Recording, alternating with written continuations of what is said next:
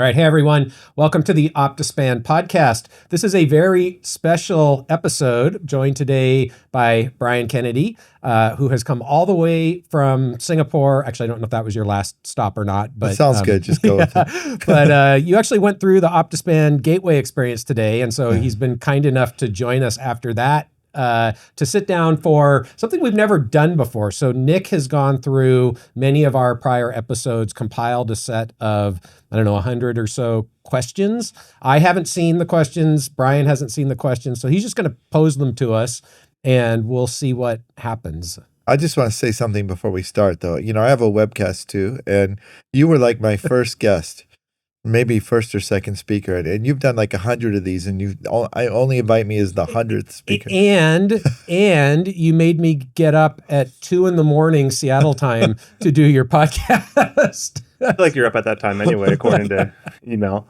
So yes, well, we wanted to make sure that we had a large enough audience to make it worth your while to come on the podcast, and so we feel like now that we're up over 10,000 subscribers, that we've gotten to the point where it justifies. You're making me Brian. nervous now. Yeah. So 100 or so questions. We'll see how many actually end up on the cutting room floor. Yep.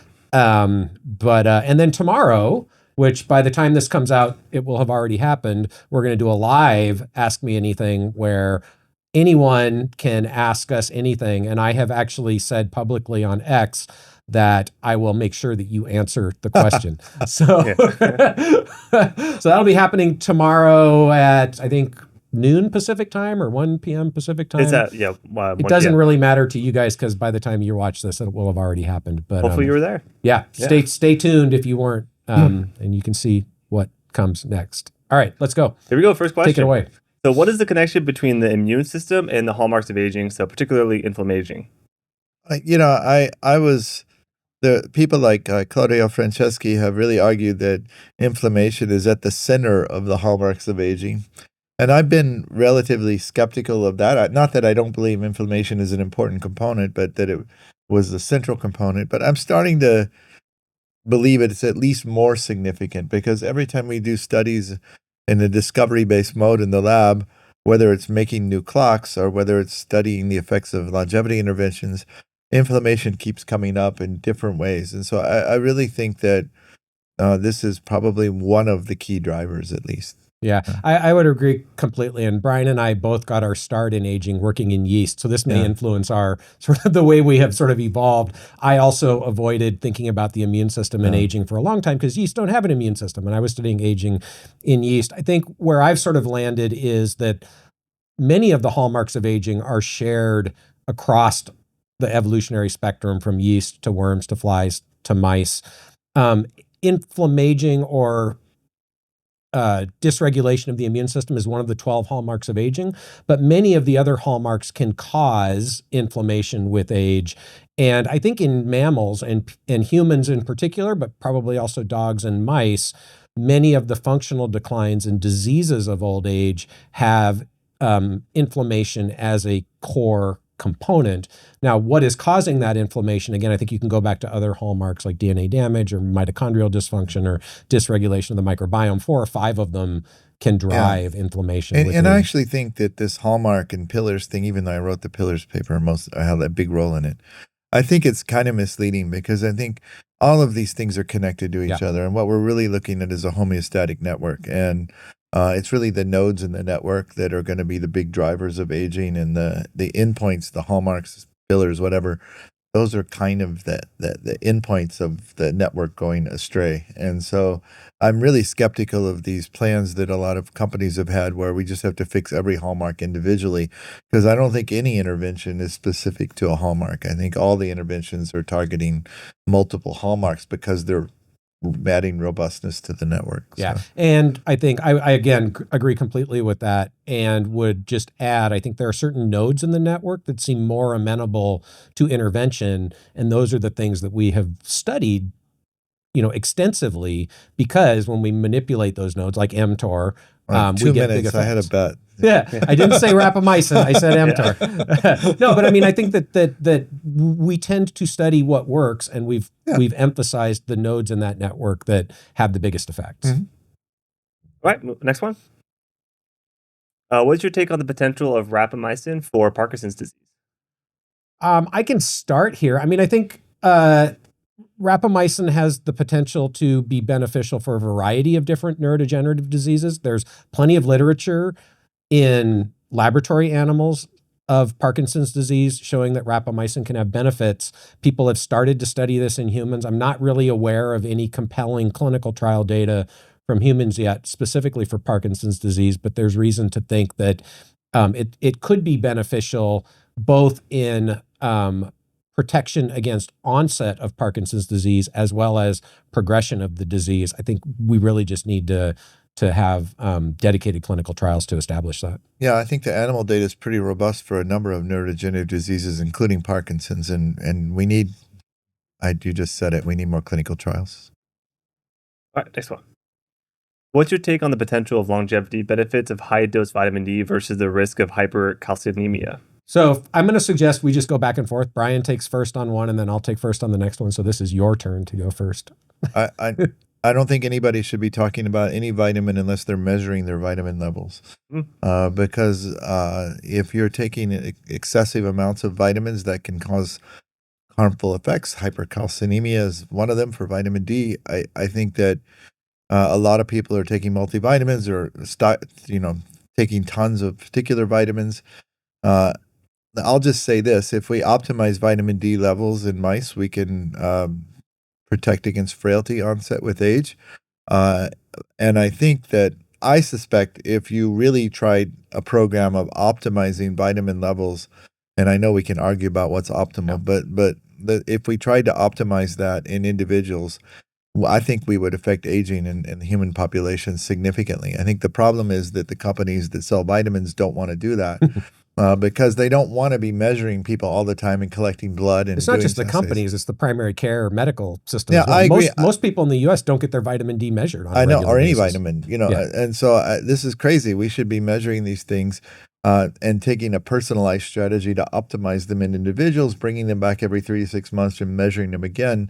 And I tell longevity clinics all the time, you can go to exotic longevity interventions, and that's great, but man, there's a lot to be gained from just optimizing the vitamin levels and other micronutrients. Yeah. So I would agree, just would add some vitamins are harder to measure than others. Yeah. Some like vitamin D will give you a picture of what your vitamin D levels have been over the last few months.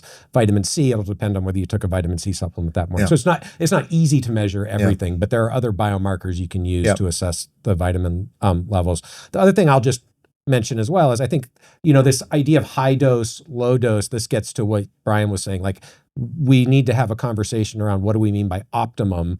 Some people would consider, moving people into what I think of as the optimum vitamin D level as a high dose. I think what we're referring to here are doses that go beyond that. Yeah. And so we just have to be clear what we mean when we're talking about high dose versus low dose. You guys know your levels? Yes. I was up 3 months ago. I did, yeah. Okay. Yeah. All right. Are wearable devices like Whoop or Aura actually effective in providing actionable insights for longevity-focused individuals? I think it depends on the person. Certainly, these wearable or trackable devices can provide actionable insights. So like with Oura Ring in particular, my personal experience was, and I slept pretty well. This isn't going to surprise anybody, but my personal experience, this was back when I was drinking, was that even if I had one drink, my sleep quality was trashed. And so that's an actionable thing, right? I think for many people it is. I think for some people they can create anxiety. And so that, is something to consider if you're using these trackables. I think they're great. I wear a Garmin watch. I use it for measuring my bio changes when I'm running, things like that. I also have an Oura Ring. I don't wear it all the time, but I think it's really good for sleep. I'm not sure it's better for any of the other things. Yeah. And I think if the more people can be informed about their own bodies, the more likely they are to take action. So I think in general they're very good. And I just should point out this CGM. Everyone, I think, should wear that because you learn a lot about how your body reacts to what you eat and what you drink. And people react differently to different things, and it's kind of a cool toy that informs people at the same time. I think they're important for clinics, not so much by what it tells the clinic, but what it tells the individual.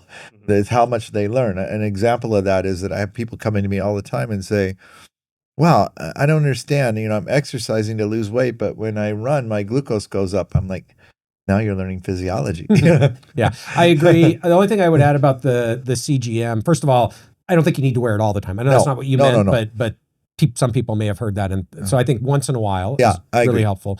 And I think it's important with CGM in particular that it's done in the context of an educational program around what it means. And the only reason I say that is there are some of these direct-to-consumer facing companies that don't give us solid foundation in what the CGM is telling you, or give misinformation. And again, I think that can create anxiety for people when it's not coupled with appropriate educational content. All right, next question. Worms/mice are model organisms that scientists typically use in aging/longevity research. Are there any other promising model organisms scientists could consider using that are affordable, so probably not non-human primates, at least to start? Are we talking about model organisms or model organism scientists? Yeah. Well, maybe we'll keep it to model organisms. Yeah, for now. I love killifish. We're using them now. They have a lot of the features of aging. They age really quickly. They're not as expensive as mice, so they have a lot of advantages. I think it gives us a way of looking at something closer to humans as opposed to mice and rats, and I think they're very informative. Although I have to tell you a funny story. We have our ayacook, and we're using male killifish, right? So they're like, well, if you keep them individualized cage for their whole life, they'll get lonely. I'm like, if you put them together, they'll kill each other. Which do you I'm going to I'm going to advocate for dogs. I think dogs are especially companion dogs that live in the human environment. I do think in general that having a greater variety of model organisms that we study is valuable and important. But I think as well, one of the limitations of most of the studies that have happened to date are that they're done in laboratory animals, which are usually genetically inbred. They can tell us a lot, but there are big gaps in that knowledge that we gain, whether or not it's going to be relevant in the real world. And I would also say that I'm more excited about comparative biology than I used to be, looking at very long-lived species. And the reason is now you can begin to identify differences in long-lived species and then engineer those differences back into a mouse or some other model organism and show that they affect aging. The challenge with these species has always been you find differences, but how do you know they're causal? Right. But we're beginning to be able to test that now. And so I think there's a lot to be learned from bats and naked mole rats and things like that. Okay. Any views on supplementing with maldovan dragonhead extract? Claims that it mimics the effects of caloric restriction, and no, this isn't a joke. It definitely sounds cool. Do you have any idea what that is? No? I don't know enough about maldovan dragonhead extract to comment on this, other than people make all sorts of claims. And you need to be really careful what you believe. I've been to Moldova. Does that count? Well, could something you take orally have the same effect as caloric restriction? It could overlap with the effects of caloric restriction, right? Okay. All right, next question. How can we measure the intervention success in mitigating the hallmarks of aging beyond lifespan studies? You guys do this. Go ahead, take it. Well, I think that there are multiple ways you can measure aging in mice. The traditional way, and probably still in a way the best way, is lifespan. Having said that, it takes a long time to measure lifespan, and the problem is that when you're measuring lifespan, you find the animals dead in the cage the next day, and there's a lot of molecular biology you'd like to do you can't do anymore. So we've switched over to doing healthspan measures and frailty measures and biomarkers of aging measures. We don't look directly at hallmarks of aging, and I'll come back to that in a second. But I think that looking at frailty and biomarkers of aging in a mouse is now a good proxy for what's going on with aging. And so we can do shorter studies, test more interventions and combined interventions that way. And so we've turned to that. I do think it is interesting to be able to measure at least some of the hallmarks of aging. But I think that we need to develop that for people, not just animals. And so we're very interested in trying to look at blood-based markers to measure mitochondrial function or other things that are very difficult to measure that are hallmarks of aging. So we're working on those things now. Yeah, I agree. I also think lifespan is still really the gold standard if you want to make a claim about the ability of an intervention to significantly modulate the biological aging process. But healthspan is what we care about, really.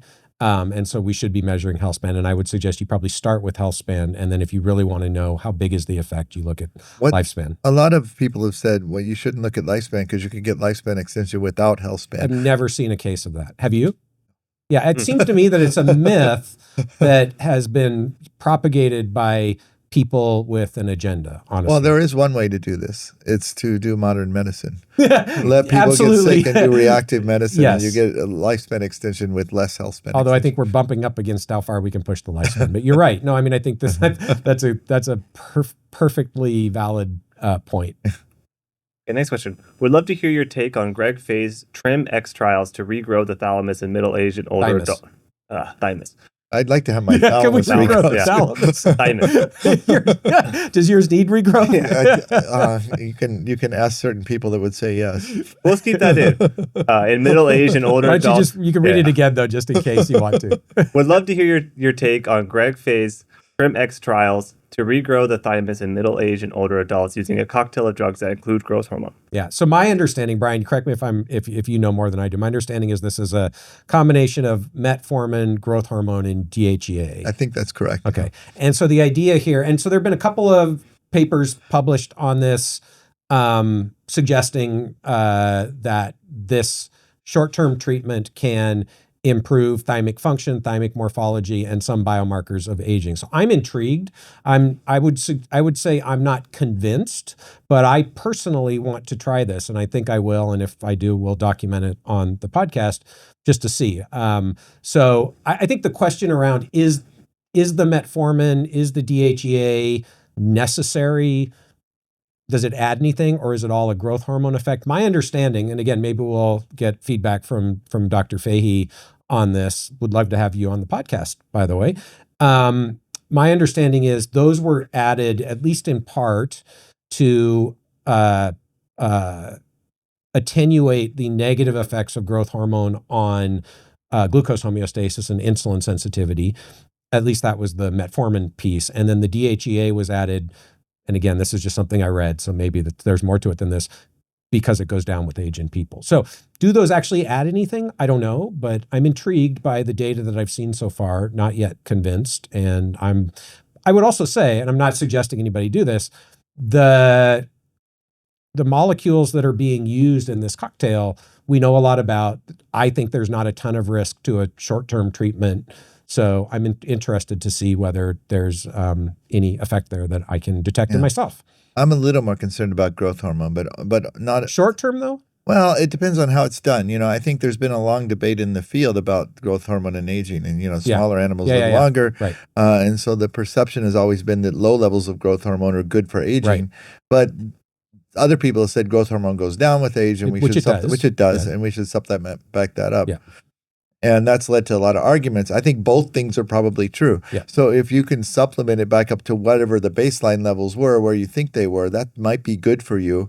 If you're not careful and you're going too high over the long term, that is not a good thing. So I'm very interested in this study. I'd probably try it too, but I think that you have to be careful a little bit about measuring growth hormone and how much you're taking. But yeah, I would agree with that. And I wonder, I'm interested in your thoughts, because I've sort of thought about the possibility that some of this growth hormone body size relationship in mice, where we definitely see lifespan extension and apparently health span extension in mice that go through development with low growth hormone, so they're smaller. Yeah. But they also have some real issues, right? That are like they have to be housed with litter mates, or they can't maintain their body temperature. So in the real world, would that be beneficial? And in humans, it seems to me that frailty, so loss of bone density, loss of lean mass, is probably more limiting than it is in mice. And so, your cancer risk might go up a little bit, but if you maintain lean mass and maintain bone density, maybe that offsets the cancer risk in humans. I mean, little dogs live longer, but I still like my Newfoundland. Yeah, right. But the I think there's another question there too, which I think is important, this comes back to clinics. When we're doing these clinics, we really need to empower the client to make their own decisions. Yeah.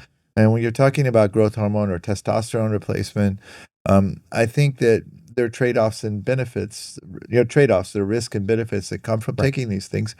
If we can educate people and let them make their own choices about what to take, and do it in an intelligent way, I think you'll get much more compliance and probably much more impact for those clients with aging. I think we've taken too many decisions out of the hand of the individual and put them in the hands of medical professionals. And look, I got saved twice by medical professionals in my life with acute problems I had. So I fully understand the value of doctors, but I think we need to empower the patients as much as possible. Yeah, I would agree with that. And just to clarify one of the things I said, part of the reason why I'm not worried about growth hormone in the context of the TRIM trial or the TRIM protocol is we've had lots and lots of people be put on growth hormone, by these longevity docs for a long time, and people aren't dropping dead. So I think there's a debate about, is that beneficial? And I've yet to see data that convinces me that's a beneficial therapy, long-term growth hormone treatment in older adults. But also, I think the risks associated with the short-term treatment are pretty low, given that we know lots of people have had it for long-term and haven't run into big problems. Can the difference in life expectancy between men and women be explained by differences in body size? I don't think so completely. And in fact, I think I think there's this interesting question around, is this a case where you actually can decouple lifespan differences from health span differences, right? So there's a lot of, I think, discussion around the idea that women live longer, but actually have shorter health span than men. And I think it's probably a combination of factors, but I suspect hormonal differences and menopause in particular play a role in certainly the potential health span differences and maybe the lifespan differences as well.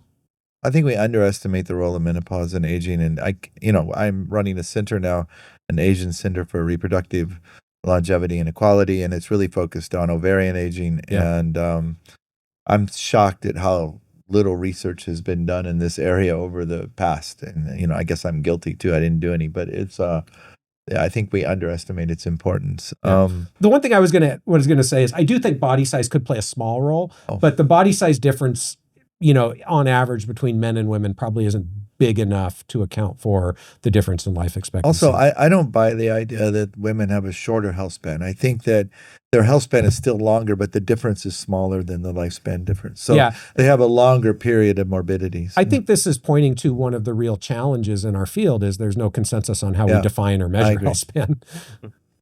The sexual dimorphism between men and women is 20%, right? Like weight difference?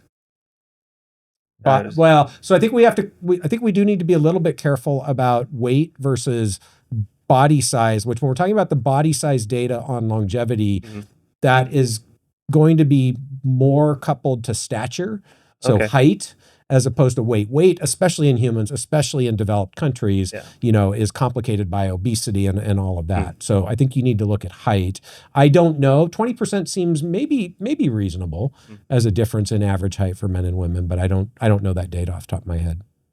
Quick one for Matt. So what's your association with Novos? They seem to refer you as a consultant. Yeah. So I was a consultant for Novos early on when they were first putting together their formulation. So I helped advise them on the components that I thought had scientific backing or did not have scientific backing.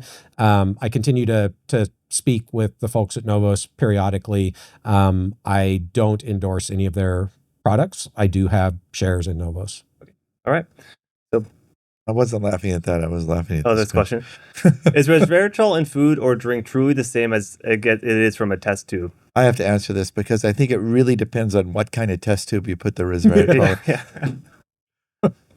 So I don't care about the longevity benefits, but it seems the various polyphenols, tannins, amounts of vitamins and minerals are worthwhile in their natural form, whether it's red wine or another food? I don't know. I guess I again, this is where maybe my scientific skepticism um, shapes the way that I think about this. So there is a general perception that polyphenols in food somehow have different intrinsic value than polyphenols you would take in a pill. I'm not convinced that's true, but I do think it fits the view that a lot of people want to have, that natural is better than processed or artificial. I do think the way they're absorbed could be different. I do think there are molecules in the food that, as you digest it, can modify the polyphenols. But I have yet to see any clear data showing that the biological effects of these molecules in the context of food is substantially different than it is if you were to take a supplement. Nor have I seen any real data that it's net beneficial for human health, period. Yeah, I think there's I think it's an open question whether resveratrol or polyphenols are beneficial. I think that we conflate that statement with whether they activate sirtuins, and that's beneficial. I'm skeptical of that. Yeah. But that doesn't mean they couldn't have beneficial properties. I'm not convinced they do. But. Yeah, and again, I mean, I think particularly whether supplementing with resveratrol or other polyphenols is going to be net positive for an individual. I think some people for sure, but some people may actually be harmed. So, it's an open question. There's definitely different absorbency though of things in food versus in pills sometimes. Absolutely. So it's possible. And different amounts that you're going to take if you take it as a pill versus what you get in the food. Yeah. I would love to know your opinion on omega-3. I love omega-3. Yeah. Huge fan. Yeah. No, I mean, again, I think this is much like vitamin D, right? Where we can measure it. We have very accurate ways to measure it. What you measure in blood is a reflection of your omega-3 levels over a period of weeks to months. So I think we should measure, intervene if you are outside the optimal range, and measure again and try to keep people within the optimal range. I do think, so there is a question, again, about what is optimal, right? My view is that the epidemiology in general supports the idea that Americans, by and large, almost uniformly are suboptimal for omega-3. I think most people could benefit from increasing their omega-3 levels. Is it better to increase omega-3 through diet as opposed to supplements? Probably. Can most people achieve optimal levels of omega-3 through diet in the United States? Is that realistic? Probably not. So then this question of, are omega-3 supplements, do they have any value at all, or could they potentially be harmful? The data I've seen where people try to scare the public into thinking they're harmful is just bullshit, in my view. I think that it's just people trying to get headlines. I don't believe that there is any real data that for the typical person, omega-3 supplements have any significant risk.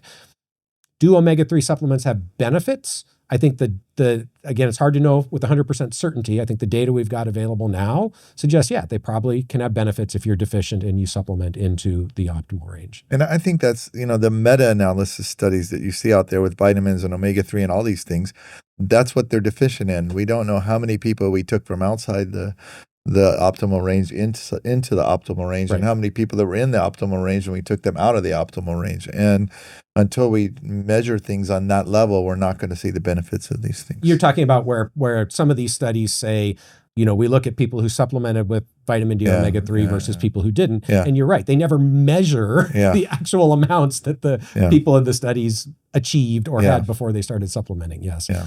Clearly poor science, and yet it somehow, makes it. Well, but it's again reflective of the fact that these things are sold as natural supplements. And I get it. Companies like that have to sell it on the cheap. They can't charge a fortune for these things. Yeah. And they don't have the resources or ability to measure the bloodstream of everybody that's taking the product. So I'm not really blaming the companies, but I think the system is set up wrong.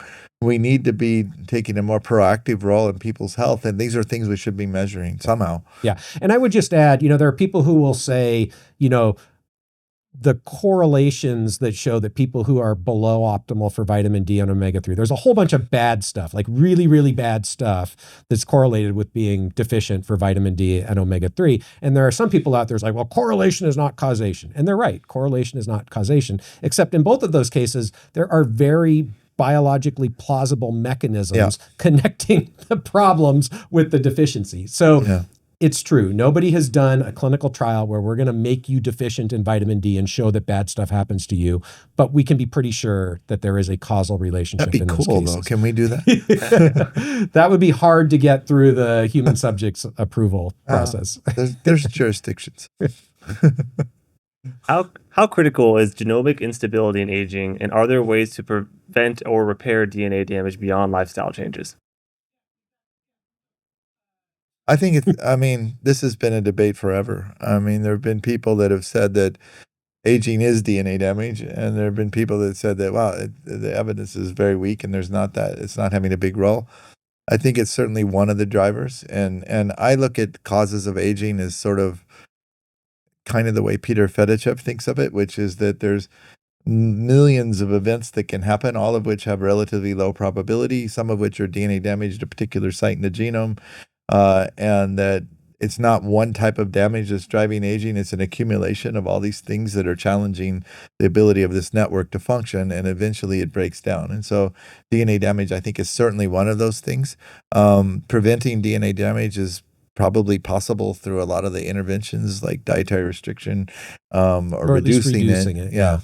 And I have yet to see, and maybe I haven't missed it, a study that shows improved repair of DNA damage extends lifespan. It's feasible that would happen, but it's not so easy to do that. I haven't seen that either, and I think that is a missing piece of data in the idea that DNA damage causes aging. Yeah. What you really would want to show is that if you prevent that, you get longer lifespan and improved health span. Only thing I would add to what Brian said is, again, this interconnection between the hallmarks, this is one of the hallmarks, I think plays a role here where we know that genome instability and terminal telomere shortening is a form of genome instability, can cause inflammation. So is this one of the things that contributes to chronic inflammation with age? Probably in certain cells and tissues. I do also think that the importance of genome instability in aging and age-related disease is very individual. So it's probably not a major driver in most people of most of the problems that go along with aging. But in some people, dependent on their environment, it could be a much greater driver. For example, if you are near a radioactive leak, or if you're out in the sun a lot without sunscreen. Or if you're too close to windmills. Oh, sorry, I won't get into that. I do think that for some individuals, it can be a greater cause of aging or specific age-related diseases, and cancer being the obvious one. I think there's an issue with DNA damage also in reprogramming that we haven't really addressed yet. If you're doing partial reprogramming of cells or complete reprogramming and then letting them differentiate again, or you're not fixing, you may fix a lot of the epigenetics, but you're not fixing the DNA damage that exists. Right. And so if DNA damage is having the big role, you're making cells that behave younger, but they also have a lot of DNA damage already associated with them. We need to think of ways to test whether that's relevant. I think that's a way to look at the role of DNA damage in aging potentially. So, best book on health and longevity that you've read, could be recently, could be all time. We have a number right here if you need a... Yeah. I mean, I'm going to point to Peter Attia's book. I think, to me, that is, of the books that I've read in this space, the one that does the best job of balancing an optimistic view of what's possible with a realistic view of where the science is at. I'd like that I answered, but I also have to say that I'm totally unqualified for this because I never read these books. Really? Like Mark Twain said, be careful about reading health books because you might die of a misprint. I think that a lot of them are good and valuable and people should read them, but I really don't read them. So I'm probably the poorest person to give an answer to this question. And I don't know if you're the same as me, but there are many of them that I have not read because I know if I sit down and read them, it's going to frustrate me because of some of the misinformation. You're going to have inflammation. I'll contribute to my inflammation if I read books by certain authors. So you would say just go straight to the studies? Well, no, I think that, people should some of these books are valuable. I think Peter's book is good. I think that people can learn a lot from them. Yeah, again, be careful what you read, and it's good to go seek advice on what to read. It's just that I really don't read them, so it's very hard for me to point to the ones that are the good ones. I'm not saying it's very hard for people to go to the primary literature if they're not scientists. So these books do have value. I don't want to say they don't. All right. What's some exciting research you suggest more people should pay attention to? Anything Matt does. Yeah, I mean, I think, outside of rapamycin research, of course, I do think the epigenetic reprogramming space is super interesting. I think, it's still pretty early in terms of the effective use of this technology towards improving health span and lifespan. There just haven't been a lot of successful efforts yet. I think because it's so hard to implement from a technical perspective. So I'm really interested to see where that goes over the next, 5 years, 10 years. And I think as Altos hopefully starts to put some of what they're doing out, that will be interesting to see. I'm not yet of the opinion that we can do better than calorie restriction with epigenetic reprogramming, but I hope we get there. Yeah, I agree. I would also say gene therapy is getting interesting. I'm not suggesting people go do it right now, but we need more animal studies doing gene therapy approaches. And I think that we've got a lot of data on genetics and how it affects longevity. And if we're finally getting to the point with gene therapy where we can effectively modify things in humans and that's being used in a lot of childhood diseases and stuff now. And it has a huge amount of potential for human aging as well. So maybe not ready for prime time yet. People would disagree with that, but I think that it is a promising area. Yeah, I would put stem cells not in the same bucket as gene therapy, but kind of related, right? In the sense that it's already being used in people more broadly than gene therapy. Yeah, you've tried MSCs. I'm in bloodstream. Yeah. But I think that the challenge with both gene therapy and stem cells, the way they're being used in people now, is we are not collecting quality data that the scientific community or the clinical community can have confidence in to learn from a lot of what's happening. And so I would like to see more effort put towards actual quality control and rigorous data collection that we'll all be able to feel confident about and learn from. Completely agree with that. Personal plug here. We've started a consulting company, Live Beyond. And one of the main reasons is we want to work with longevity clinics and help them get more rigorous studies. We know it can't be double-blinded, placebo-controlled studies in these clinics. We understand that, but let's do it the right way. Get good baseline, get good follow-up, and maybe even better modeling of what the data is telling us. And so we really want to help clinics do that because I believe in a lot of these stem cell therapies, but it's very hard to point to data, particularly on aging. I think if you're talking about soft tissue repair, there is reasonable data in that area. But in terms of longevity, it's not there yet. But it's very feasible that it could work. Yeah. This is a weird one. I'll answer first. So it's, what's your most unhealthy habit? Mine's probably sugar. Probably do too much sugar. Maybe caffeine. I don't believe caffeine's unhealthy unless it's causing sleep problems. Yeah. In fact, I think the data suggest might be beneficial. Yeah, I agree. As long as it's not causing sleep problems. I'll go at it, no matter how much. Or if you have a heart problem or something. But or hyperthyroidism. Yeah. But I would say probably, I'll say sugar intake then would be mine. I think that's probably mine too. My diet, I'm getting better on diet. I've lost a little bit of weight.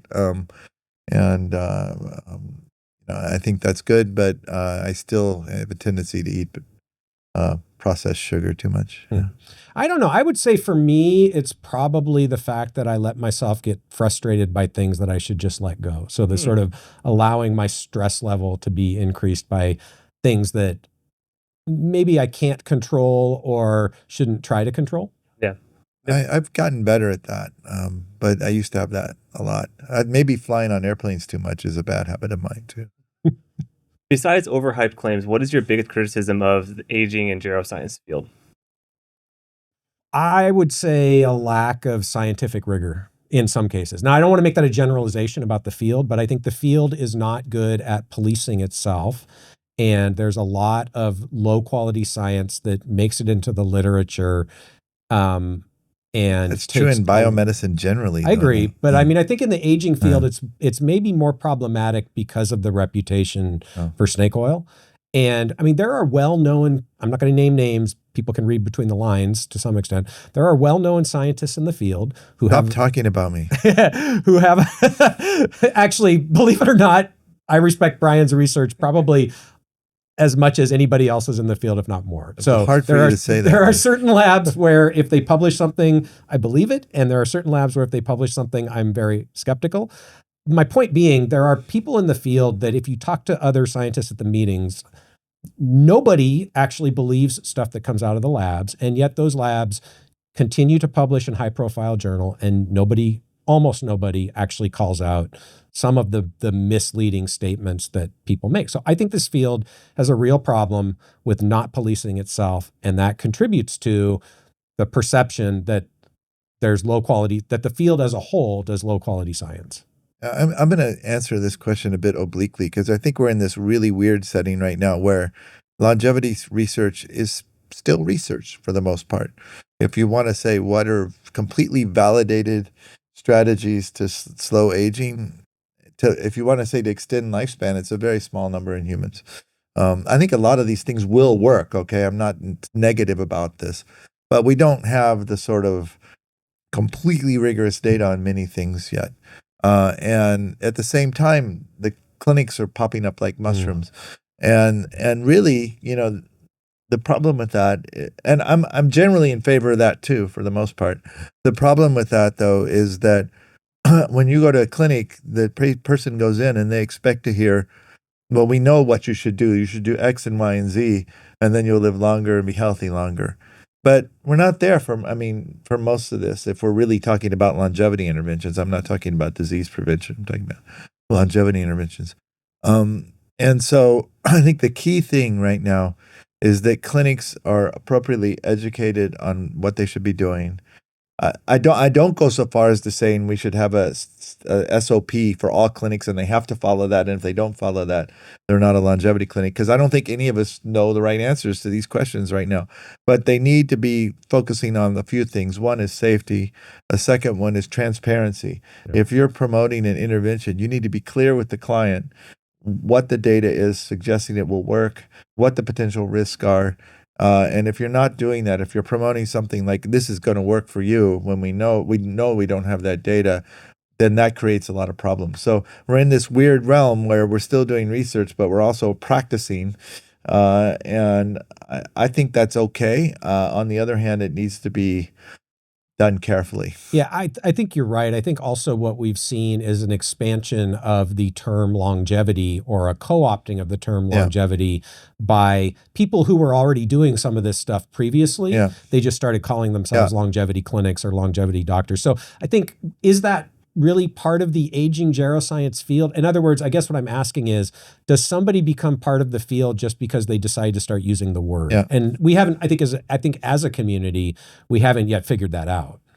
Longevity clinics mean just about anything. I go to a bunch of them. Yeah. I'm really impressed with Optispan today, by the way.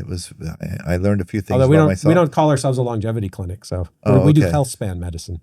Okay. That's amazing. Because I don't like the phrase longevity medicine for that reason. I understand. But I think that people should be aware of that term, because it could be an aesthetic person that's doing aesthetics, and maybe they said, I want to do longevity, so they pick one aging clock and they give you a number back. And I don't think that's helpful for people. I think that I'm open-minded. I don't think you have to be qualified in some particular way to do a longevity clinic, but you need to be doing the right stuff. And so if an aesthetic doctor wants to do that, that's fine, but they need to really incorporate the right strategies, the knowledge, and the education into it to make it work. So. Any recommended supplements for people 50 plus? I mean, again, I would go back to the obvious things that we can measure, that we can be pretty confident are going to have a benefit, right? So we've already talked about vitamin D, omega-3, I think B vitamins would be in that bucket as well. I would suggest regular comprehensive blood work before supplementing beyond sort of that foundation. I personally think there's a limited risk to a high quality multivitamin and sort of an insurance policy. So I personally take a multivitamin. I think if you are interested in maintaining a high level of lean mass. You should be doing resistance training. Creatine is something that I think for a lot of people can be beneficial, not essential. Again, very little risk associated with that. I think once you get outside of that, it starts to become very individual based on where you're at, what your tolerance for risk reward is. I'm sure you have a few things you want to add. And what you want to achieve. You know, like, do you want to be more physically functional as you get older? Do you want to maximize your lifespan at all costs and having declining maybe physical function and as a compensation for that? I think people have to know what they want to achieve when they get older. What would be the supplements that you would put in that bucket that might? Well, I think testosterone is a good example. Okay, I wasn't really thinking of pharmaceuticals. Not a supplement, but yeah. Yeah. Also, I think that we should come back to that because I'm interested to hear why you think that. But let's... I'm scared to just take the negative on testosterone. No, I'm just interested to know what you see as the going to beat me up. Downside. The downsides. Let me come to one thought on this question first. Is that I'm not aware of data with supplements suggesting that there's an age bracket that they're good I in. agree. Yeah. And so it may well be that once you get to 50 or 65, it's better to take something. It won't help you when you're 20. Maybe anti-inflammatories would be in that role because when you're young, you have very low inflammation anyway. But I haven't seen data yet. And I think when we talk about studies with interventions, supplements, for instance, we need to be looking across an age range. And we need to be looking at responders and non-responders because they're going to be non-responders with any intervention. And we need to understand what it is about that. When we did our study with alpha-ketoglutarate, with this product Rejuven, we found that I suspected that people that were exercising would benefit more because AKG would augment exercise. But actually, the people that were biologically older or chronologically older responded the best. And so I never expected that to happen. I don't know if other interventions will do that. We're not really thinking about the studies in that way, and we should be, because that's a very reasonable question, but I can't answer it in terms of what's better over 50. I just feel that the studies on testosterone, where the high levels of testosterone promote cancer risk. And so, and so again, probably if you're modifying testosterone in the right range, right, it's probably mostly beneficial. Yeah, we should do a deeper dive on this at some point because there's certainly a perception out there that testosterone or hormone replacement therapy in women increases cancer risk. The actual data, I think, it's now become at least controversial, and I think largely flipped the other direction. For hormone replacement therapy in women, I totally agree with you. Even in men, though testosterone supplementation causing cancer, and particularly prostate cancer, I think the data, I think there's becoming a consensus that the risk is pretty minimal and maybe even protective in certain cases. So I'm not disagreeing with you. I think we don't have a great understanding of what the risk-reward analysis is. I think certainly going outside the physiological level with testosterone or other anabolic hormones. But a lot of people are doing that. Sure. Yeah. And that's a problem, I think. Certainly, I think we know from bodybuilders and others who've abused performance-enhancing drugs that does not enhance longevity. Yeah. I wouldn't even suggest it enhances quality of life or healthspan. I do think it's an interesting sort of question, again, why we haven't looked at things like testosterone in terms of longevity, right? I don't know of a mouse study, because testosterone levels go down in mice with age too. Yeah. I don't know of a mouse study looking at supplementation with testosterone thing with estrogen lifespan. And although there have been the 17 alpha estradiol. It doesn't go down the same way as it does in humans. But the interesting thing with estrogens in mice, right, is that the 17 alpha estradiol or estriol, it seemed to increase lifespan in male mice. Yeah. The female mouse data doesn't seem to be much of an effect. Hard to interpret that. I agree. It is hard to interpret, but at least those have been tested. I don't think anybody's tested But by the way, I'm very supportive of hormone replacement in most women, and I think the earlier they do it, the better. I think that a lot of these negative studies were done with women that had menopause, did not take it, and then went on it in a later period in their life. Yeah. And probably that going from off to back on is a bigger trigger to the system than taking it right as it's dropping during menopause and keeping it at that level. Yeah. And I mean, again, we can do a deeper dive on this maybe. I'm interested in the question of, because men don't go through the menopause the same way that women do, and I think you can debate, is there a male menopause? But many men do see a decline in reproductive hormones with age. I have not seen any compelling study one way or the other on net longevity or health span when you supplement back to normal levels, and that's a different question what that means in men. So I think we just don't know at this point. Yeah. Any tips on managing stress levels? I think I'm going to say this, and Matt's going to jump up and down. I think mindfulness is very important, but I mean mindfulness in a slightly different way. I think to me, mindfulness is awareness. Yeah. And I think that so many people in our lives, we see them, they're stressed. We can see that. We know they're stressed. But it's like the standard operating procedure for that individual to be in a stress situation, and they don't recognize when they're stressed. And I, had a relatively stressful job a few years ago, and there was a lot of stress, and I was being really stressed from that. And what I learned to do is to recognize when that stress is kicking in, and for me, that recognition is like 2/3 of the way to solving the problem, because once I realize I'm feeling stressed about something, I can evaluate it more rationally and convince myself that worrying about things I can't change are not necessarily going to fix problems. So, but I think a lot of people don't have that awareness. And I think a big benefit of mindfulness, I don't care how you do it.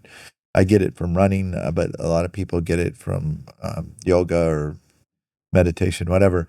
I think that's one of the big values of it. Yeah, actually, I mean, I agree completely. And I think within that recognition, I mean, we talk about connect as one of the key pillars of healthspan. Within that recognition is recognizing what you can control and what you can't control. And this is something I'm working at.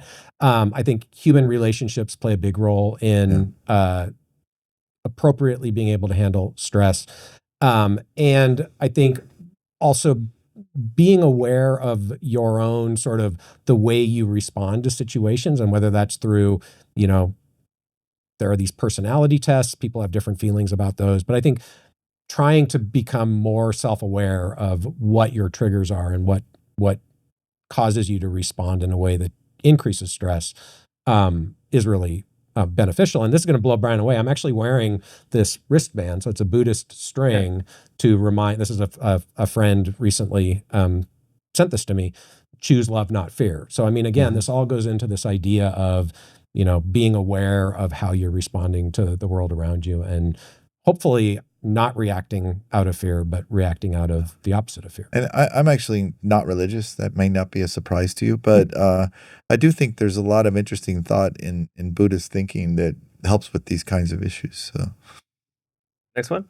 How can someone who's underweight gain weight in a healthy way? I wish that were my problem. I mean, I think it depends on why you're underweight, right? But I do think there are a couple of different categories of people. I mean, if there's an eating disorder involved, that's a different situation. You've got to figure out the underlying cause of that and deal with that. I do think there are some people who are underweight because of hormone imbalances or hormone dysregulation. And usually those people are going to be underweight, but also under-muscled. And so there, I think fixing the underlying hormonal imbalance can be a huge step in allowing them to be able to put on muscle in combination with resistance training and a healthy diet. So I think it depends on why the person is underweight. But I would say if you've struggled with gaining weight, especially muscle mass, go get a hormone test and make sure you've got a doc who can interpret it for you. Yeah, I agree with that. But there's some people that just can't do it. I've for years been a Kentucky basketball fan, and there's occasionally athletes that come through that are like 6'8", and they're too thin to go on to the next level in the NBA. They're going to get pushed around, and they try to put them on 10,000 calorie a day diets, and it doesn't help them at all. And I also think, and this is only my limited experience, I have no data to back this up, but I think in the Asian population, there are a number of people that really have trouble putting weight. They eat a lot and don't gain weight. And I think it's particularly important for those people to be careful what they eat, because it's not like they don't accumulate fat. They're just not gaining weight. And so if you can't build adipose tissue, which I think is part of the issue there, then you start storing fat in other locations in your body, which is really detrimental. And so there's a big increase in diabetes in Asia. And a lot of it is not obesity related. It's skinny diabetes. And that probably is more detrimental than obesity related diabetes. And I would say, I mean, again, you're absolutely right. Not always, but often there is a hormonal component to that. But you're right, that fat often gets stored as visceral adipose, which is metabolically or in unhealthy. the liver or in the muscle, or even worse. Right. Yeah. I actually, one more thing to say on this is, I think it's important, though, to be clear, just because somebody is underweight doesn't mean it's unhealthy underweight. So I think there are people who are underweight according to the, charts, but have an appropriate body composition and are metabolically healthy. So just because you're at a lower weight or a certain BMI does not necessarily mean it's unhealthy. Yeah. Okay, so this is about the biological age clock episode you did. For the longitudinal true diagnostic data, did you take the test at the same time of day? I've heard they can increase in age throughout the day. Okay, so Brian hasn't seen this data yet, I don't think, but basically I did 4 different companies' epigenetic tests, duplicate, replicates, same day, and for the ones that were blood, the same biological sample. So in the case of the true diagnostic data, it was the same blood sample. So it was not only the same time of day, but exactly the same tube of blood. And I would simply add that if the time of day you take the epigenetic biological age test really influences the outcome, it's not measuring biological age, unless you believe that your biological age changes in some sort of circadian or other rhythm in a 24-hour cycle. And if you believe that, then I think we really, and maybe that's true, we really need to have a conversation about what do we mean when we talk about biological age. Could it be the case that biological age is changing in a 24-hour period significantly? Maybe, but that's completely different than the way anybody else in the field, with the exception of maybe a few people, are really thinking about biological age. I have thoughts on that. Let me talk about this first. I mean, this is not that surprising what you found. I mean, there's noise in the measurement, and there's noise in when you take the sample and send it in. And there's a study that was published that I found, and I apologize, I can't think where it was published, but I think 2 individuals took a bunch of biologic aging tests, and they took measurements every few days for like 8 months. And first of all, the biologic aging tests didn't correlate that much with each other at any time point, which we know already. There was some correlation, but not a lot. And then second of all, they were oscillating around, every few days. So I think that's what you see. And so what that means to me is if you're taking one biologic aging test at one data point, you're not learning a whole lot. If you really want to know this, you need to be averaging across a bunch of different tests, or a bunch of different time points at least, and probably a bunch of different tests too. The second thing I would say is that I think what we're measuring in biologic age is 2 components, really. Maybe more than 2, but let's just keep it simple with 2. There's a biologic age, which is what you think of, which is generally going up, and maybe the slope can change, but it's going up. And then there's how you're functioning at that biologic age. And that is where you see all this variation. And so skipping the noise and just talking about the actual variation, I think that, you get COVID, your biologic age goes up. I'll be interested in what my tests say, because I had a little virus last week, and, you're exercising, you're physically fit, you don't eat at fast food. I was going to say a specific fast food chain, but maybe I won't, because it really doesn't matter. And your biologic age goes up, So I think you're measuring 2 components. One is the age, and the other is how you're functioning at that age. And that's a narrower range, maybe 5 or 10 years plus or minus of what your real age is, biologic age. But it's also potentially relevant. And I think a lot of the interventions are affecting that. They're not affecting the actual slope of the biologic age, at least in humans. And so, if you can keep yourself at optimal function for the biologic age you are, you're probably going to get more health span, at least a little bit, honestly.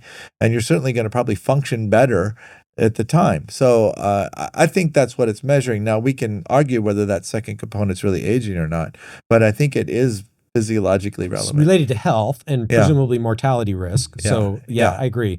I mean, I think I agree completely with the idea there are at least two dimensions. I think the challenge, which you alluded to, but I just want to emphasize it for people, is given that we have no idea about either the precision or the accuracy of the tests themselves, at least those that are being marketed to consumers, it's almost impossible to get any insight into the actual trajectory of aging or this fluctuation that is the second component you referred to. So that's, I think, the real hard part here is for individuals.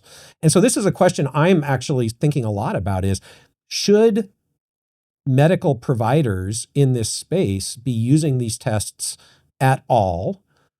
Do they have any value? And I don't know the answer to that. I haven't yet come to the conclusion in my own mind. I think they do in the context of other data, but I'm personally of the opinion that nobody should be using these tests in isolation to try to make actionable recommendations. I also think it depends on the test. I'm not a big fan of the first generation clocks that tried to predict chronologic age. And the optimization, sometimes we use that because when you have cross-sectional data, that's what you have to use, but we try to avoid it. And also, some of these clocks got to where they could predict your age within 1 year. I don't think I think it varies a lot more than that. And certainly so mortality you're risk overfitting the data from that. You have to be. I think the clocks that try to predict mortality are more interesting and probably more valuable. We just published a clinical chemistry clock recently that's very good at predicting mortality 20 years in advance. The problem with those is that if you're predicting mortality 20 years in advance, you have to have that data, which means the measurements were taken 20 years ago. And so now we're trying to figure out how to take that data and optimize it for current individuals. So I have a question on that, but I want to. So you talked about a different test. Most people are going to be thinking of the epigenetic test, which they can buy sort of over the counter. Okay. I just want to make the point. I agree with you about the algorithms. I think that's an important scientific and research discussion. It doesn't change the fact that regardless of which algorithm you favor, and many of these companies will report many of them, we have no idea what the precision or accuracy of the test itself is that's being offered. So even if they use your favorite algorithm, we still don't know. We don't know, and I what think it means. I think using people that have transparency, at least what they're measuring, is helpful. Also, I don't think there's anything special about epigenetics. I think you can measure it from any complex data set. So what do you think about, this is something that I've commented on a couple times and think about is, you mentioned this 20-year gap between the banked samples to build the algorithm and then predict mortality. What do you think about the possibility that the human environment has changed so dramatically in the last 20 years that what was predictive for mortality 20 years ago isn't going to be as predictive for mortality today? So what we're really trying to do with our second and third generation clocks is trying to integrate cross-sectional data currently with longitudinal data retrospectively. And that's a challenge. But I think by combining that, we can start to deal with some of these issues. But you're right. I mean, it's like something from an NHANES study is Americans in 2000, and you apply that to Chinese in Singapore now, and there's going to be some differences. And the question is, how do we figure out what they are? Best ways of increasing grip strength? Go to the gym, do resistance training. I mean, there's two things I would say, right? One is why do we want to increase grip strength for this? I don't think we should increase grip strength for the sake of increasing grip strength. So grip strength is a useful biomarker, probably because it reflects. Mine was really good today. So this is a direct measure of mortality. It was about 130. Really? Yeah. Wow. Mine was 132 when we went in there. Mine was about 125. Okay. He's okay. Was it 125? Okay. Yeah, because I picked up the device when I saw you guys in there and clocked 132, which I think is comparable to what we did with Mike. Great. But I mean, my point is, like, people use grip strength because it reflects overall body composition and strength, and to some extent, muscle health. So I don't think you should try to increase grip strength for the sake of increasing grip strength. Now, if you really want to have a strong grip strength and do well on the test, I think things like a farmer's carry or hangs, right, that are really working on the grip, or even if you want to get one of those grippers. But I don't see the point of increasing grip strength to increase grip strength. I think also I think there's a lot of variability in this measure that doesn't reflect muscle function. We've done this in clinical studies, and it's even worse in mice. But in human clinical studies, motivation is a factor, maybe Yeah. 10% difference. Why am I squeezing this stupid Yeah, thing? people are like, all right, I'm going to do it. I'm done. Yeah. And people are like, Yeah, yeah, no, yeah. I have to get to 130. You know, I Yeah, think that's there's me. probably a 10%, me too, but I think that's probably a 10% difference in the outcome. Yeah, So, you're right. Yeah. But I mean, I think to the question that this person may have really been asking is, you know, what's the best way to increase muscle function, muscle mass? And again, resistance training, obvious place to start, high quality diet combined with resistance training. The reality is if you want to grow muscle, you've got to eat more calories than you're burning, and you probably will build some fat with that. And then I think the one that, and most people know those things, I think the one that many people miss out on is the hormone piece. And again, especially if you're in your 50s, maybe 40s, certainly in your 60s, if you don't know what your hormonal profile looks like, you may not know if you've got an imbalance there that is preventing you from being able to sufficiently build lean mass. What do you think about massive protein amino acid supplements that these bodybuilders take?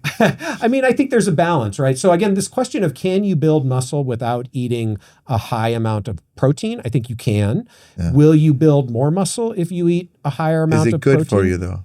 I don't know the answer to that. I honestly don't. I mean, I think I eat pretty high protein. I do that because in large part, I find that is a way where I'm not hungry all the time and I'm not eating a bunch of sugar. Yeah.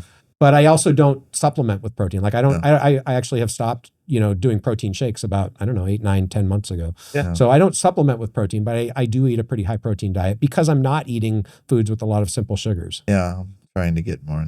But I'm switching more to vegetables and less. I think eating a lot of vegetables is a really good idea. Yeah. Like I'm not against vegetables at all. I'm for vegetables. Now bananas, I don't know. Maybe that's a longer conversation. No, I'm just kidding, guys. I'm just joking.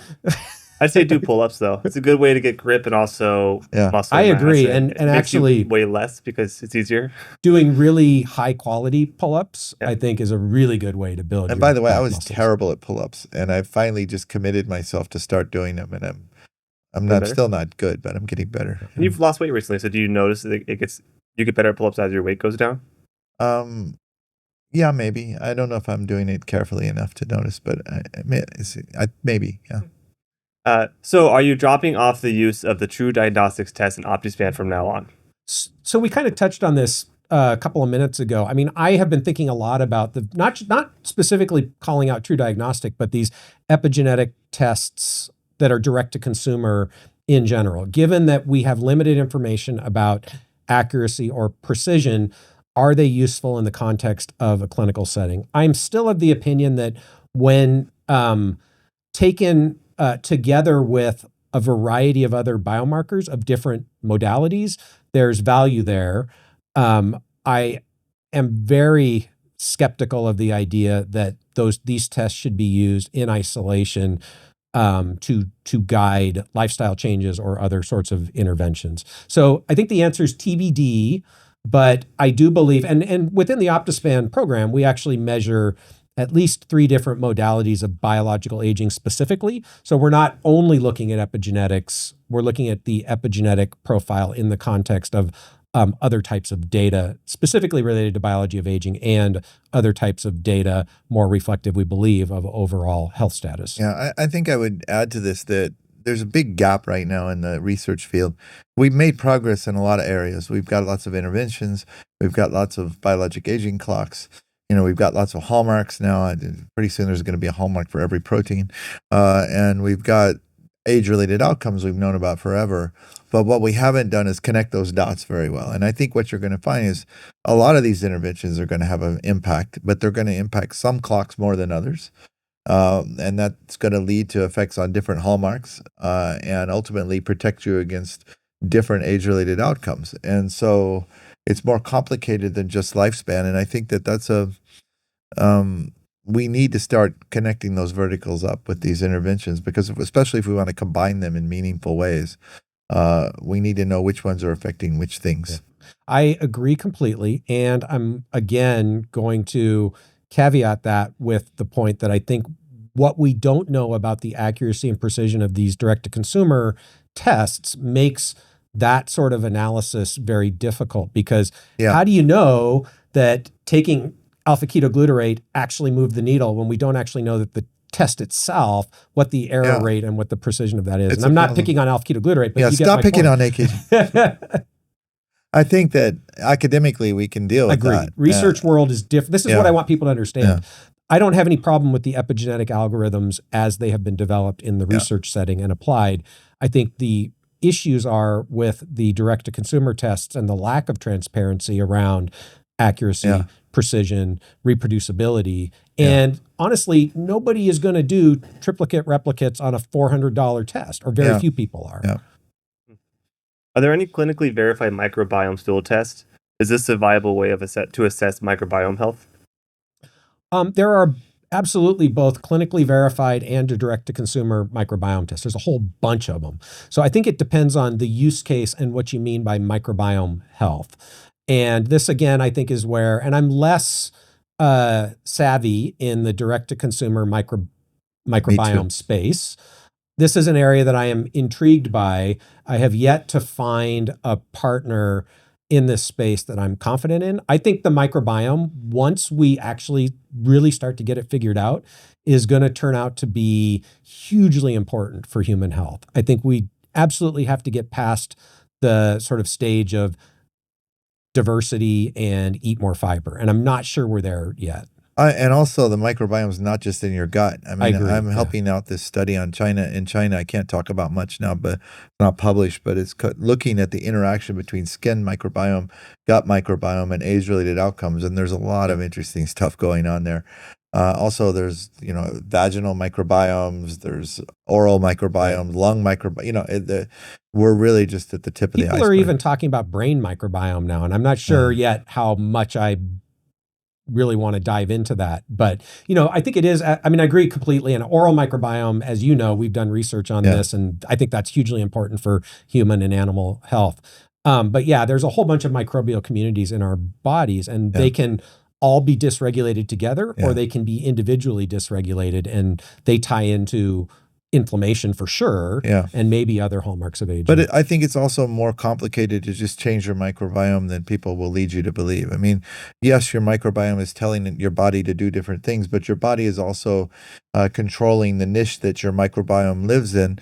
And these efforts to change your microbiome may have short-term effects, but then often you regress back to something close to where the microbiome was in the first place. Same true with antibiotics, for instance. Right. But that's also very individual. Some people, you dysregulate their microbiome and it stays dysregulated. Some people revert back. So but we don't know why or how, and I think that I think it's a tremendously promising field, but there's still a lot to do. Yeah. The last thing I'll add, I think it's also intrigued me that the way that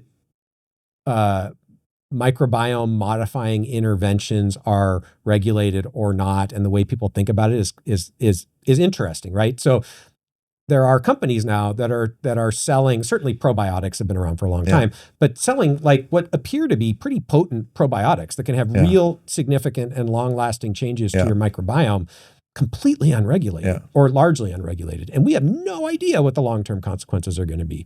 And you may or may not actually be able to fix it if something goes wrong with antibiotics. But then you've got the issue of you have to fix it with antibiotics. So it seems to be a space that is, again, one of these evolving areas where the regulatory and medical community haven't really caught up with what's happening on the ground, and there's risk for, unanticipated consequences down the road. I heard you saying on Ika Land's podcast that you think that aging is indeed an autoimmune disease. Can you make a video explaining that concept?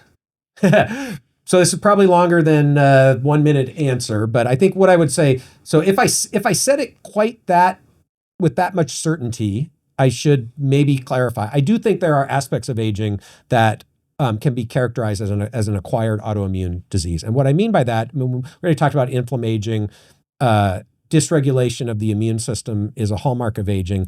And most of that dysregulation seems to be of the form of reaction of the immune system against self or against other things that it would not normally react against. So this is the sort of textbook definition of chronic sterile inflammation. That's what goes along with aging. So reaction against self is autoimmunity. I think most people with age experience subclinical autoimmune reaction. in their immune system. And that can be caused by a variety of factors. So we know that DNA damage can induce this sort of reaction. We know that mitochondrial damage can induce this sort of reaction. We know that leaky gut can induce this sort of reaction. Those could all be characterized as autoimmune reactions, and they increase with age in most people. So that's where this idea of aging is to some extent an acquired autoimmune disease comes from. This is a serious question, but it can be interpreted multiple ways. But do you know of any intervention that doesn't have anti-inflammatory properties?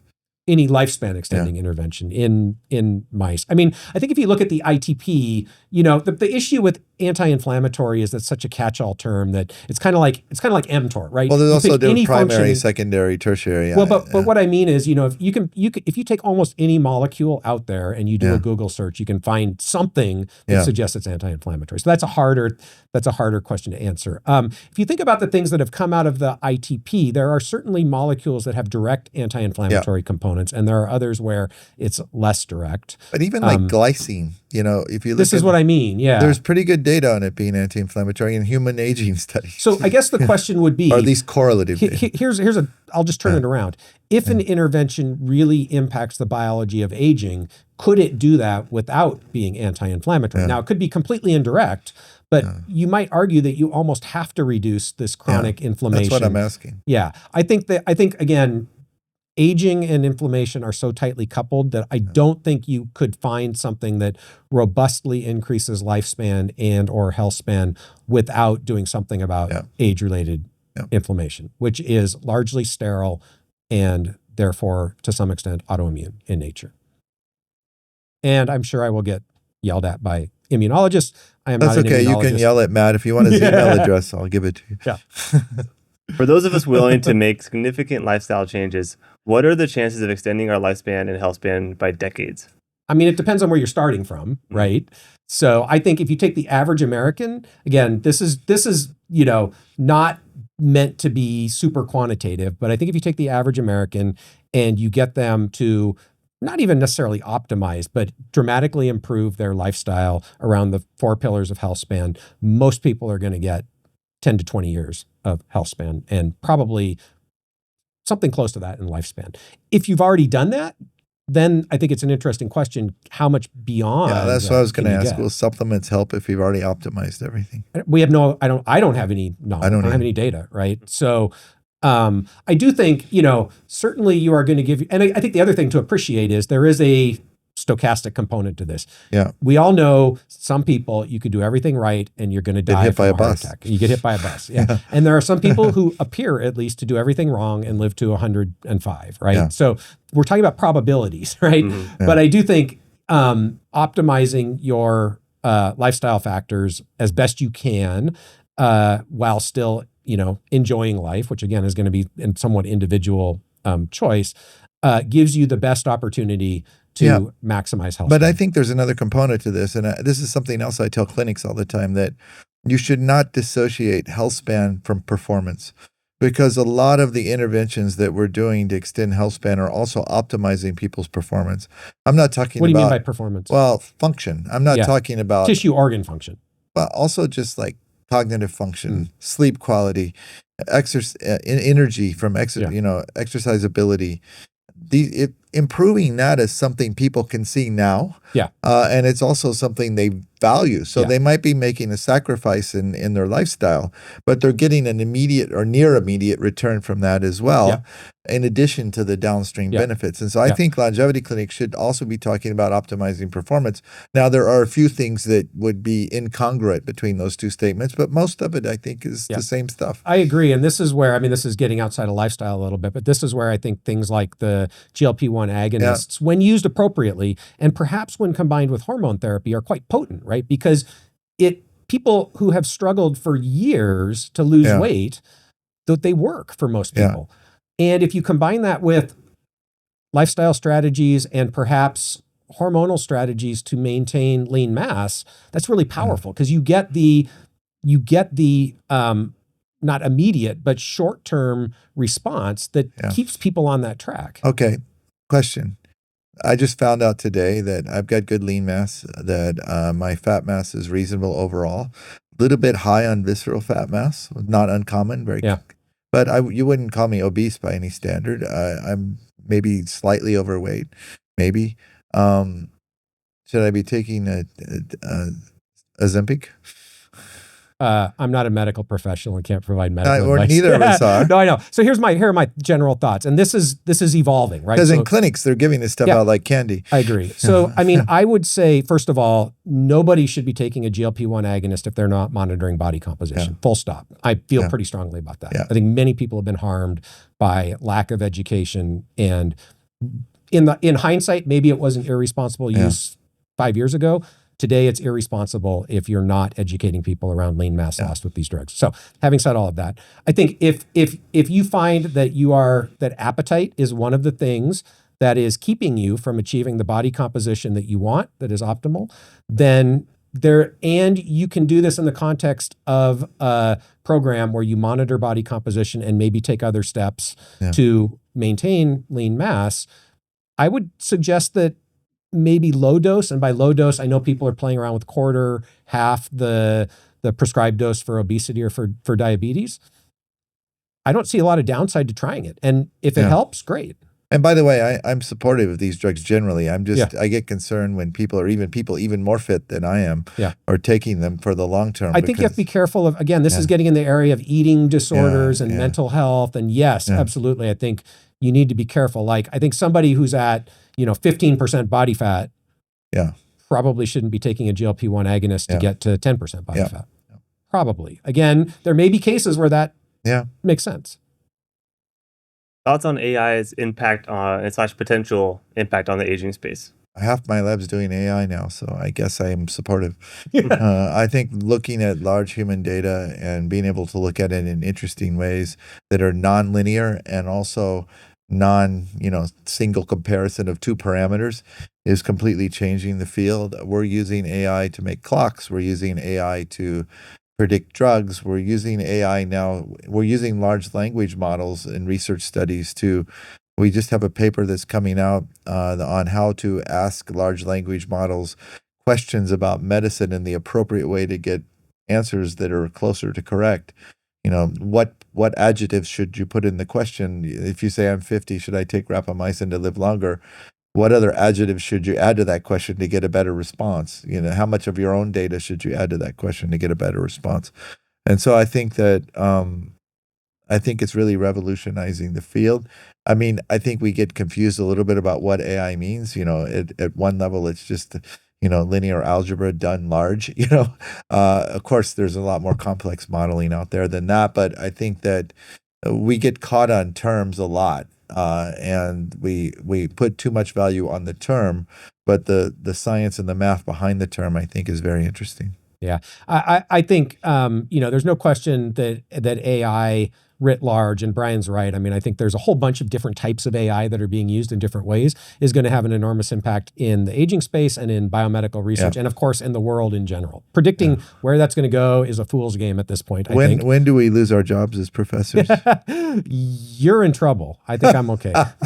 But I do want to say there's a couple things I would add to that AI conversation. I think one is around the idea that AI is going to solve aging. I'd be interested to know your thoughts, Brian. I'm very skeptical of that, mostly because I think our understanding of what the biology of aging is now is so limited that the AI tools are of limited impact, given that the data set that we're able to give them is limited. So I don't see any evidence for this idea that we are approaching longevity escape velocity and AI is going to push us over the edge. I hope I'm wrong. Can we extend maximum lifespan at all in humans? It's a good question. That's a different question. I don't know that it depends on how you're defining maximum lifespan. But I mean, that's also one we can't answer because nobody's done it yet. Right? We haven't done the experiment, right? Fascinating question. Yeah. The other thing I'll say about AI, though, is I think there are, aside from the research areas where, it's going to have impacts on biomarker discovery, large data set integration and analysis, I think I'm particularly interested in how these tools will be used in a clinical setting, or even maybe beyond a clinical setting, where I think we're going to get to the point in the not too distant future where individuals will have access to their own personalized AI agents that can actually give them personal information, and to the extent that you want to share your medical information with these AI tools, give you, I think, probably pretty good advice on how to interact with that data in an actionable way. So there are obviously lots of risks associated with that. The tools have to be, vetted. But I think we're not too far away from getting there. And I'm sure many people who are watching this, played around with taking their own data and putting it in ChatGPT and asking it for recommendations. It does a pretty good job. It does. That's what we're working on, how to make it better. But it does a pretty good job. So it's not a huge leap to get to the point where we've all got these AI agents. And if you can couple that with your medical data, wearables, I think there are real opportunities there. Again, there are data privacy issues and regulatory challenges around that. But I'm intrigued and excited to see where that goes. So I'll tell you a story about this. And I was going to a nursing home, senior living center in China, and I was going to meet a bunch of people in their 80s and 90s, and we were measuring aging and using our clinical chemistry clock. But the day before I went there, I was in China already, but I tested positive for COVID, and I'm like, well, I'm not going to extend people's health span in a senior living center by giving them all COVID. So I decided to stay home and just do it by Zoom. So I'm in the hotel room doing it by Zoom. And every person that walks in the room, there was a doctor in the room too, but every person that walks in the room, I said, listen, I'm not an MD, I'm not giving you medical direction. I'm giving you my thoughts on aging, and I'm happy to try to answer your questions, but not an MD. But it doesn't matter. They assume you're an MD anyway. And so they're asking me these really complicated, I'm taking these 3 drugs and I have this side effect and I don't, and I'm sitting there using Perplexity underneath the camera, typing in the drugs and side effects. And I'm like, well, again, I'm not a medical doctor, but this drug, especially if you have kidney problems, can cause this side effect. And maybe you should think about this. And, I'm thinking, wow, it was like mostly giving me right answers, I think. And she really convinced me because I was asking some very specific questions. I do think you have to be careful. I'm not saying that with these tools. I'm not saying that they're going to replace doctors, but I'm just impressed by the quality of the questions. I think they will. I mean, I don't know how long it's going to take. I think they will largely, I don't know about replace, certainly supplement at first. Yeah, I think agree. We're not so far off. I mean, people have already, done studies where, at least in certain use cases, the AI alone is better than the doc alone or the doc plus AI in diagnosing at least certain conditions. So I think obviously there are going to be trust issues, and when will people trust AIs with their medical care? I think there is a human component. That's another piece. This is probably getting a little bit too far off topic, but there is another piece where this human interaction in the medical provider with the patient, I think you're not going to be able to replace with AI anytime soon. And that's important too, that human interaction. Yeah, I agree. Yeah. When is Optispan swag going to be available? I like that zip-up Matt is wearing. I don't have any Optispan. You should have gotten some today. You have a whole bag of it. Oh, maybe I have some. Yeah. So that's a good bag. question. We have not thought about the appropriate way to disseminate Optispan swag. I will say the Trailblazers, or in our clinical program, get a bag that includes Optispan swag. I don't know if you get the nice zip-up though. But we'll think about that, and we should figure out who this question came from and send them a zip up. All right, I'll look into it. So what's your vision for the future of this channel? Look, we're honestly trying to put out useful information to help people. So I don't have a strong vision for where this channel goes. I mean, I want to keep talking about stuff that I enjoy talking about. I like the diversity of content that we have on right now. I like, obviously, talking about the science and the biology of aging, bringing people like Brian on, having interesting conversations with them. I also like talking about the more clinical, even moving into sort of biohacker space, right? Some of that is the stuff that I'm doing. So I don't have a strong vision other than I hope that we continue to bring value, and we certainly take into account feedback that people give us, and hopefully we get more people watching the channel so we know we're having an impact.